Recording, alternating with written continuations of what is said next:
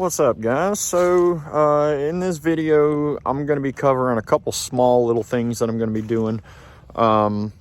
So first things first is my snub mount is basically deteriorated. I bought a new aftermarket hardened snub mount that I'm going to put on here. I also had a boost leak, so I'm going to cover how I fixed the boost leak. And then we're going to get into how to set up ME7 logger so that you can run a log on your ECU. And then I'm going to show you a full load pull in this car and on the stock tune. Then I'm going to put my stage 1 tune that I wrote in here and do another pull and show you that pull. And then the next video will be covering the information that I got out of the logger and how to do the tune. So I really hope y'all enjoy this video. All right, so this is the snub mount that I got. I bought it off of eBay. And I could have bought it from 034 or any of those places. They're all basically the same, but it's a hardened snub mount, polyurethane. So I'm gonna pull the old snub mount off the car and replace it with this one. I'm gonna show you how easy it is to do. All right, so after you remove the 8mm bolts that are holding this in and the 13mm nuts that are holding this in, you should be able to drop the entire assembly out as one piece. It's a little bit of a pain in the ass getting that top bolt out and getting this stud to come through the hole.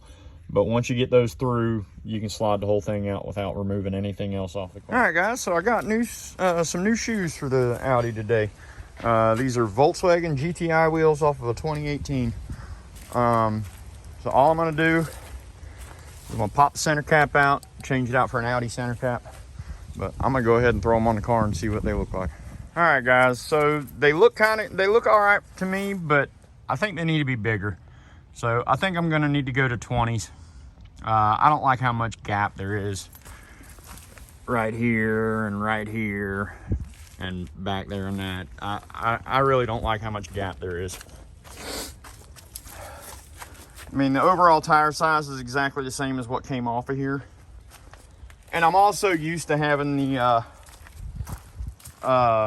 sport suspension off of a 2002, which sits a ton lower than what this car sits. It sits like 2 inches lower than what this one sits. But that wheel gap doesn't look good to me. I don't like that. I'm gonna probably wind up going to 20. And I don't want to put coilovers on here. I know a lot of you guys are probably going to say, oh, just put coilovers on there. I hate coilovers with a passion. I will never put a set of those on my car ever. I freaking absolutely hate them. They ride like shit. They never get adjusted the same. They wear your tires out like crazy. And some of you guys are probably going to say, oh, well, you just take and get alignment and all this, that. No, screw that. It's not worth it. I hate them fucking things. I will never own a set of them. So that's just my 2 cents. Y'all want them, have at it. But I freaking hate coilovers with a passion. So I'm going to look for a original sport suspension so I can lower this car. I'm not going to do any aftermarket crap on here as far as suspension goes because I don't like any of it. I like the factory suspension with the sport springs, and that's what I'm going to try and shoot for. All right, guys, so apparently my wastegate vacuum line decided to take a shit on me. And anybody who's dealt with these knows it's got this style fitting on here, but if you cut it a little bit, it's just a hose clamp, so it'll pull off, and then you still have a hose barb on there. You just be able to replace the hose, but you got to tear apart half the damn freaking car to get to it because it was the damn passenger side wastegate vacuum hose. I kept getting an overboost condition, and the hose was just broken in half and just kind of dangling there. So I'm gonna replace hose on both sides of the turbo. Good morning, guys. Well, I was just able to successfully do my first 100% power pull on my car since I built it. Been having where the boost would jump up to about 8-9 psi and then drop back down to 4, and couldn't figure out what the hell was going on. Well, that vacuum tube that I fixed last night on the wastegate fixed it. This thing freaking rips now. So now I'm going to do my log and start showing how to do the first tune that I'm going to do on the car. So hope you enjoy. What's up, guys? So out driving the Audi, coming home from work. Figured I'd show you how good this thing's freaking running, because this thing's running like a damn scalded dog.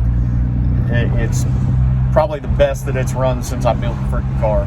So I'm gonna flip it around and let y'all see the boost and how fast it red lines and all that stuff. Here we goes. All right, guys, here we go. Second gear pull. So let me get my phone situated so I don't drop it.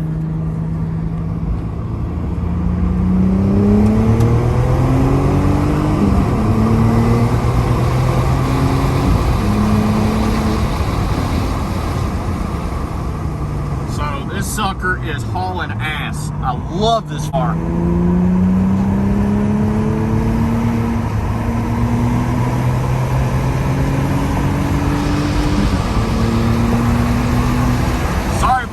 Camera angle. I'm trying to drive and do this at the same time, but this thing is a blast.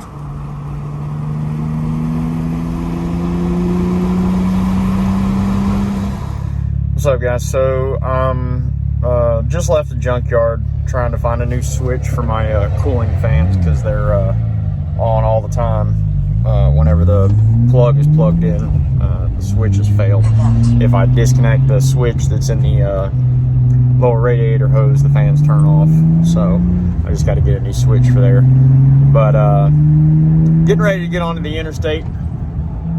Figured I'd record a little video of this thing doing a full-on rip getting onto the interstate. I'm gonna freaking rip this thing. So let's see what it does.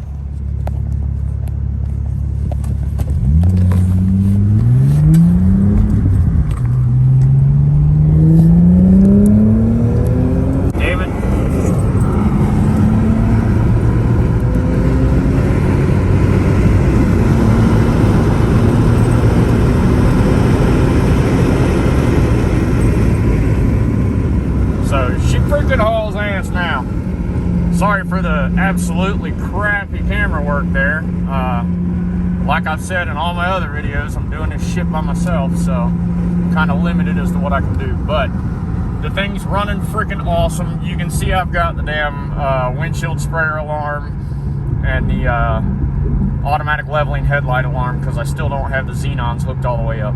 But no check engine lights, no issues of any kind, no freaking ESP light, nothing like that. So I think I've got all the issues hammered out of this thing.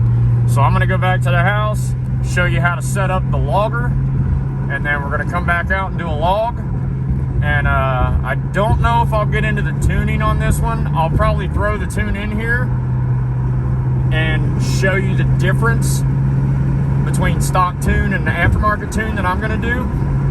But I'll probably get into the aspect of actually writing the tune in my next video. All right, guys, so I'm gonna show you how to set up the logger, and then after I set it up and go through the config file and all that, then we'll go out to the car and I'll show you how to actually run the log on the car. So the first thing you're gonna wanna do is you're gonna wanna go into your browser, and you're gonna wanna search ME7 logger GUI.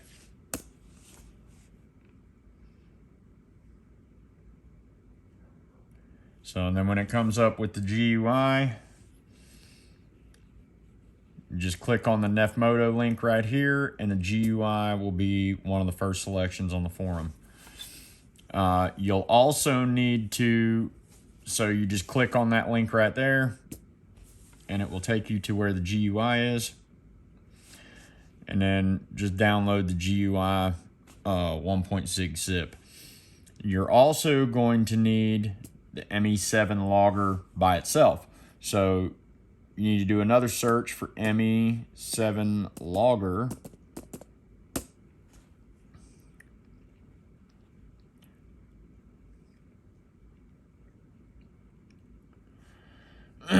And then this is the one that I clicked on.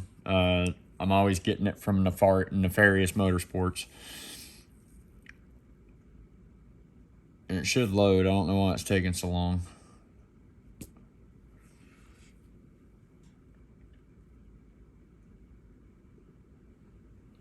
Okay, so you're able to log up to 127 independent variables. I don't know that I would log that many at one time, but just scroll down and I got that one right there, ME7 log 1.20. So then when you after you download them, go into your downloads folder.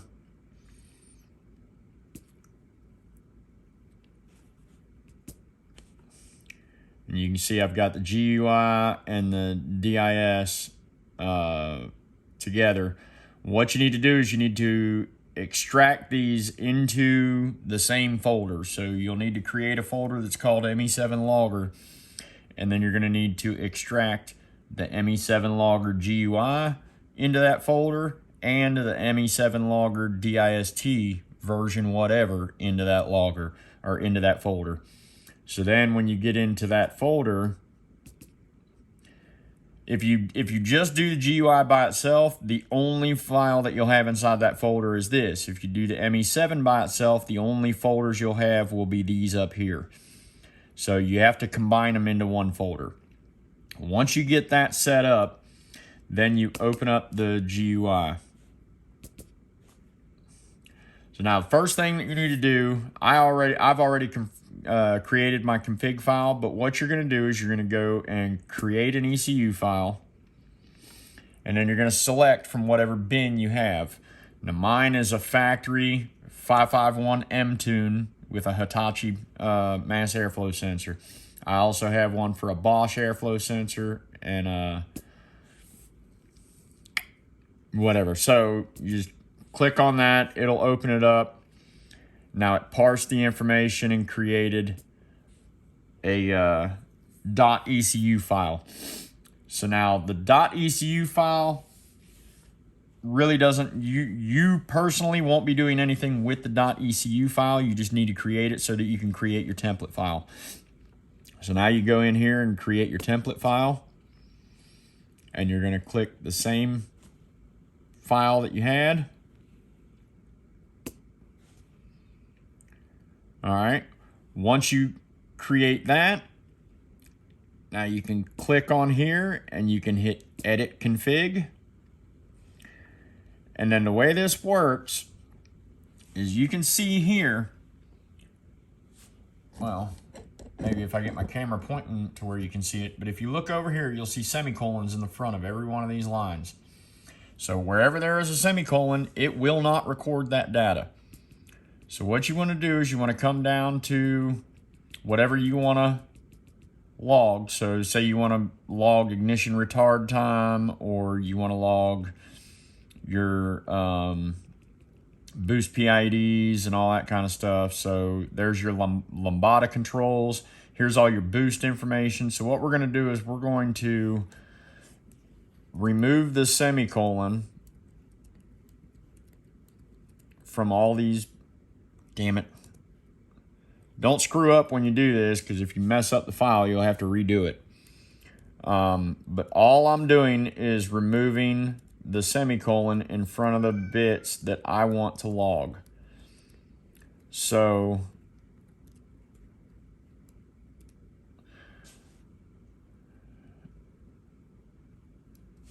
all right, we're just going to do those couple right there. And we'll do air fuel ratio up here.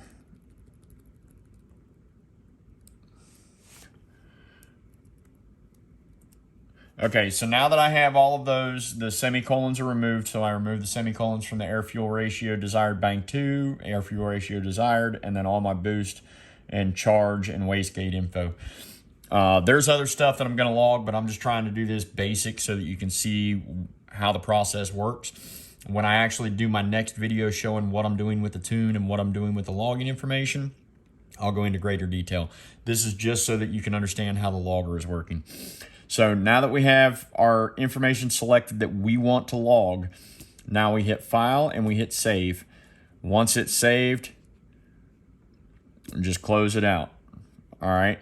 Now, we have to make sure that our cable that we're going to run is hooked up to the correct COM port. I don't have my cable hooked up currently because I'm not out at the car. I was trying to get all this set up so that I could video it to show you guys how it works. But when you get your USB plugged in, you want to see what COM port you're in. It's pretty easy. If you're not familiar with how to set your COM port, then this ME7 logger is probably way above your head. I will show you how to set the COM port in my next video, but if that's something that you're watching this video and you're unfamiliar with how to set the COM port, or how to do these extracts, or how to modify these files or anything like that, then this is probably over your head and you should not be doing this. You should probably have a professional tuner mess with this. If you're somewhat computer savvy, you don't need to be any kind of tech guru, but you need to have a basic understanding of computers. If you're a noob and you have no clue what you're doing, this is not for you, okay? Because you can seriously hose your computer up if you do stuff wrong. The logger isn't necessarily going to hose your computer up. It can. I'm not saying that it can't. It definitely can hose your ECU up on your car if you're not careful with what you're doing. But the main aspect is if you get bad log information out of here because you did something wrong, and then you tune your ECU for that bad log information, you can really hose your car up. So you need to be very careful. If you don't know what you're doing, please do not attempt this. All right? But once you get all of this set, you set your COM port, you hit start ME7 logger with it hooked up to your car, the car running, and you're driving down the street. It's best to have someone in your passenger seat to be doing the computer work while you're driving the car, or vice versa. You sit in the passenger seat while someone else is doing a pull in your car. Me personally, I will always be the one driving my car, so I'll have one of my buddies sitting in the passenger seat doing this. But you start the ME7 logger, it'll pull up a command prompt, and you'll see a bunch of zeros being generated across the bottom of the screen. You'll see 0, 0, 0, 0, and it'll just keep populating zeros across the screen. When it's doing that, it is actually logging. So once you start seeing those zeros pop up, dump it down into third gear, do a pull from 1500 RPMs to redline. Once you, and it needs to be at wide open throttle. Once you hit redline and you ease off the throttle, then you can hit Control C, and that will complete the log, and then you'll be able to view your log in the notepad. So I'm going to go ahead and hook it up, go out, take it outside, hook it up to the car. I'm going to get the logger running. I'm going to do a really strong third gear pull. I'm going to come back here, and I'm actually going to go ahead and put my tune into the car. I already have my tune set up, ready to go. So when I come back, I'll actually dump my tune into the car, and then I'll show you the difference between the factory tune and my first tune. For the next video, I will get into detail on how I set the tune up, what parameters I changed, how I did the check to make sure that I didn't have any errors in the ECU file, and all that. So hopefully this gives you the information that you need to start doing your own tuning and whatnot if you're trying to go this route. But I do need to stress, like I did just a little bit ago, if you are not proficient in computers, do not attempt this.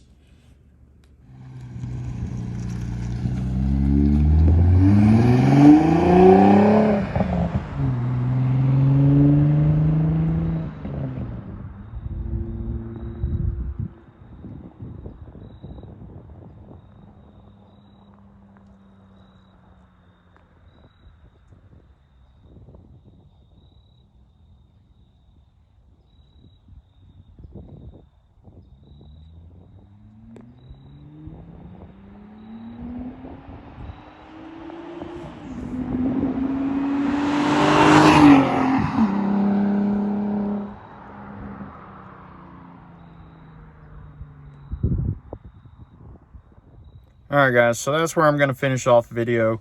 That was a pretty fun rip right there. I've already loaded the tune in and done another rip. I was going to put it in this video, but I'm gonna do how to do the software tune, and then I'm going to show the difference between the two rips in the next video. So If you like what y'all saw in this video, please like, comment, share, subscribe like always. Let your friends see what I'm doing. Hopefully this channel can continue to grow. Thanks for all the new subscribers that have been subscribing. I greatly appreciate it. And I hope to see you guys in the next video. Thanks for watching.